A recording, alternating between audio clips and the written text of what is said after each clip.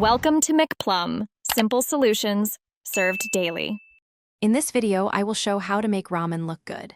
Start by organizing your station with bowls, tongs, and prep toppings so nothing slows you down.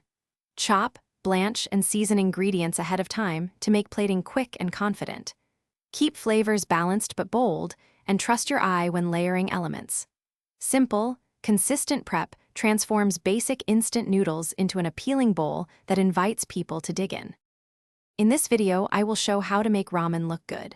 Focus on broth clarity and noodle texture as the foundation for a beautiful bowl. Simmer gently and taste frequently, and pull noodles when they are slightly firmer than perfect so they finish cooking in the hot broth. Drain to control excess starch for cleaner broth, then nestle noodles into the bowl with care. These small steps elevate presentation and mouthfeel. In this video, I will show how to make ramen look good. Quick recommendation: I use the Owala water bottle to stay hydrated while juggling hot pans and garnishes, and it fits neatly on crowded counters. If you are finding this video helpful, please subscribe and like so I can keep sharing easy kitchen tips. Check the description for the link and other deals, and now let's get back to the video.